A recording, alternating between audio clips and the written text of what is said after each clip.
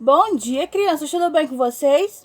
Como vocês já me conhecem, eu sou a tia Carol e hoje nós vamos dar início a mais uma aula de ensino religioso. Hoje a nossa aula vai ser sobre ritos religiosos. Mas, tia, o que são ritos? E aí eu me lembro de rituais. Mas o que seriam ritos e o que seriam rituais? Seriam a mesma coisa? Será que ritos e rituais são diferentes? Vamos ver?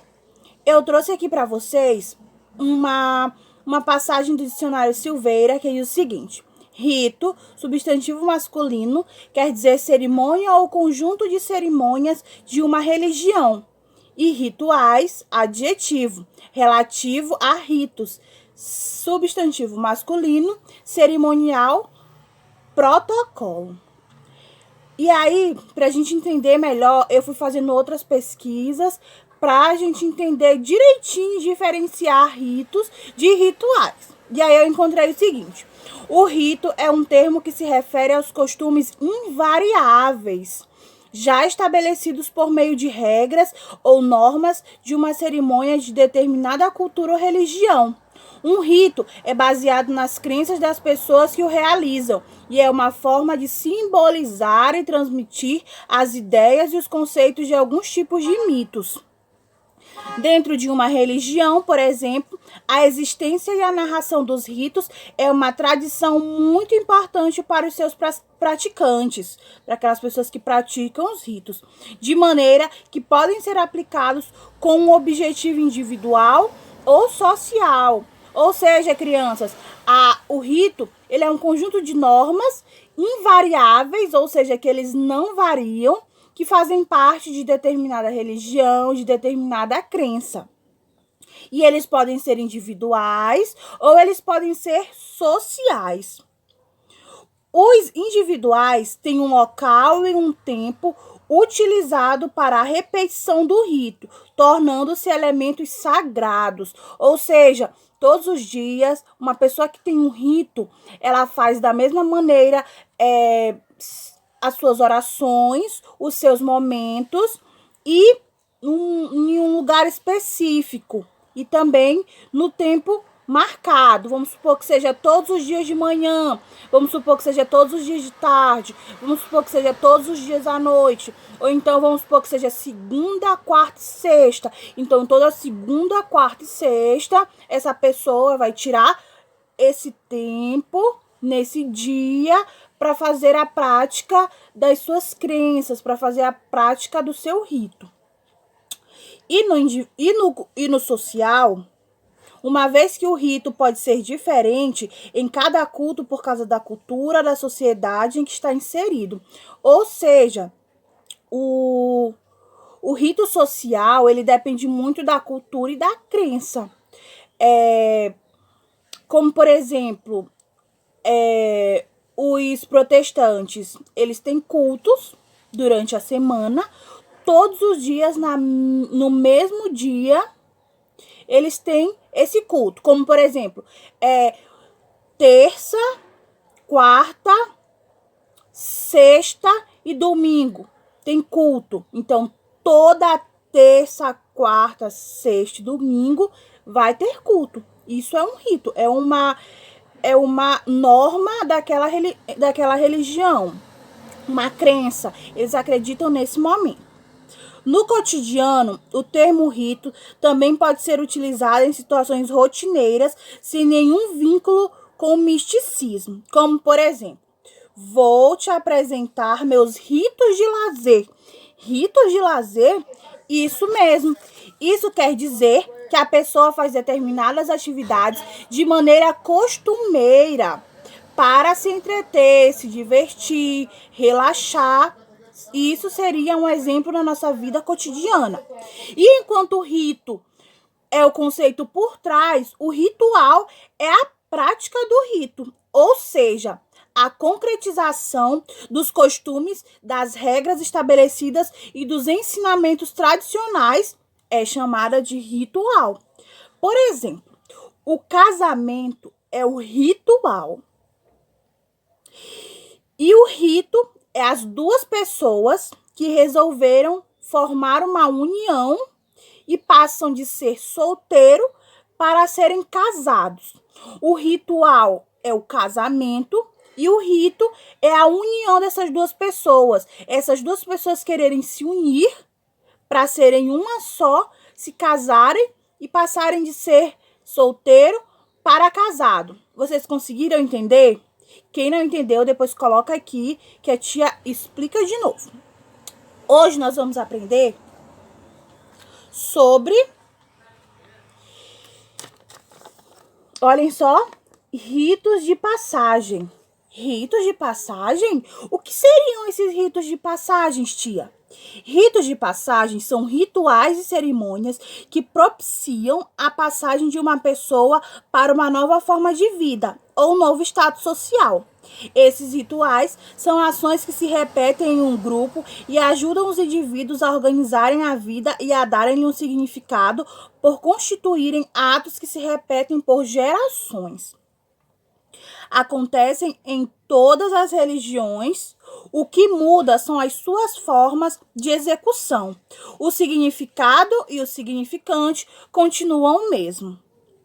Por exemplo, o nascimento antigamente era um ato divino, presenciado e assistido e celebrado apenas por mulheres, as parteiras e as sacerdotisas, com cantos, orações, invocações dos deuses que eles acreditavam que eram responsáveis pela gestação e pelo parto. Ou seja, antigamente, o nascimento não poderia ser visto por homens. Não existiam parteiros, homens, que ajudavam no nascimento da criança. Só existiam parteiras, mulheres e sacerdotisas, para que pudesse ser feito todo esse ritual de oração, de invocação das deusas, de cantos. Isso seria um ritual, seria a prática do rito. O rito é o momento de sempre ter que cantar, fazer orações, invocações às deusas. E o ritual seria a prática. Nasceu uma criança, as parteiras e sacerdotisas começavam a cantar, fazer orações, invocavam as deusas que elas consideravam responsáveis pelo parto e pela gestação. Ainda hoje, acontecem esses momentos de ritos e rituais, como, por exemplo, o judaísmo acontece a circuncisão, o cristianismo acontece o batismo, a primeira comunhão, a crisma, e as religiões afro têm um momento de iniciação ou feitura de santos. Essas celebrações marcam a mudança de estado de uma pessoa no meio de sua comunidade. Podem ter caráter social, comunitário e religioso. Crianças, eu trouxe aqui 2 rituais religiosos para a gente aprender um pouco mais nessa nossa manhã.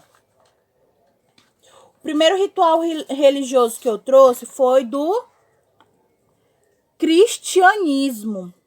O cristianismo tem o seu ritual de passagem como o batismo, a crisma e o casamento. Os católicos, os católicos, eles têm o batismo normalmente após o nascimento da criança. A criança ainda pequena, normalmente no catolicismo, ela é batizada. Na igreja, o padre, ele faz todo o ritual de oração e aí ele vem e molha a cabecinha da criança com a chamada de água benta ou água santa. Já na igreja protestante, a pessoa precisa já estar entendida dos seus pecados para ela poder ser batizada, para ela poder descer as águas. Ela precisa já ter consciência do que é certo e do que é errado e mais ou menos daquilo que ela já quer para a vida dela, para que ela possa ser batizada. Se ela quer viver uma vida com Cristo ou uma vida sem Cristo. Acontece no catolicismo também a crisma, a primeira comunhão. E em ambos acontece o casamento. Os rituais fúnebres são cerimônias de despedidas e homenagens a alguém que faleceu. Nesse caso, as pessoas elas fazem esse momento de despedida com homenagens, falando sobre a pessoa, dizendo o quanto que a pessoa foi boa em vida, e depois eles enterram ou eles queimam, que é o momento de cremação da pessoa.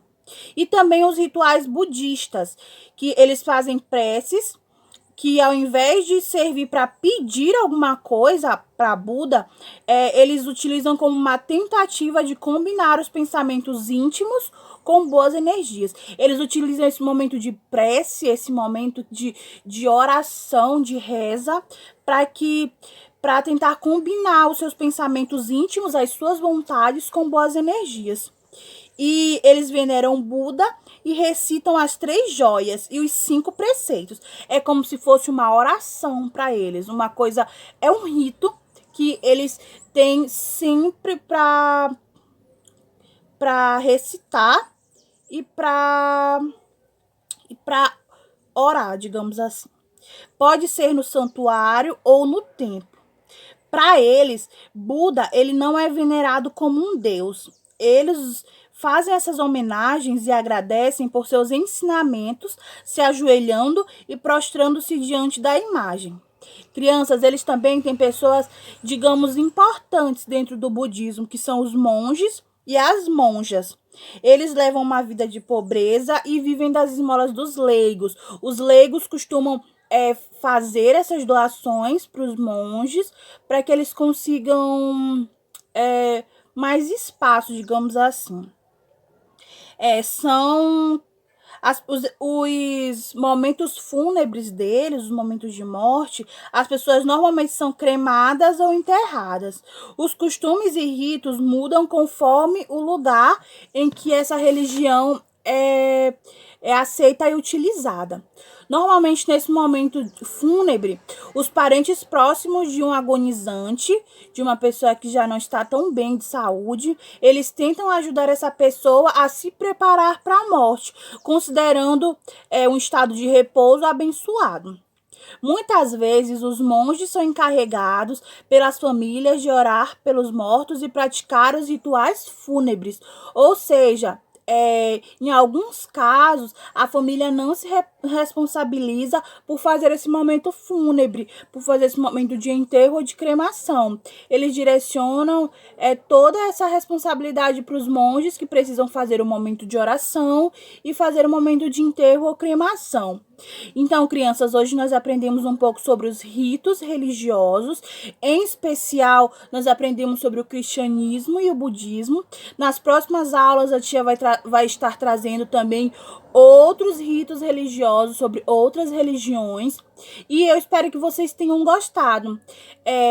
O importante lembrar é que, independente da sua religião, é necessário que a gente respeite. Se você não tem nenhuma religião, se a sua família não tem nenhuma religião, é bom que você respeite, assim como se a sua família tem uma religião e você também, você respeite a religião dos outros e também aqueles que não têm. Hoje nós aprendemos sobre rituais e, em especial, sobre 2 ritos religiosos de duas religiões.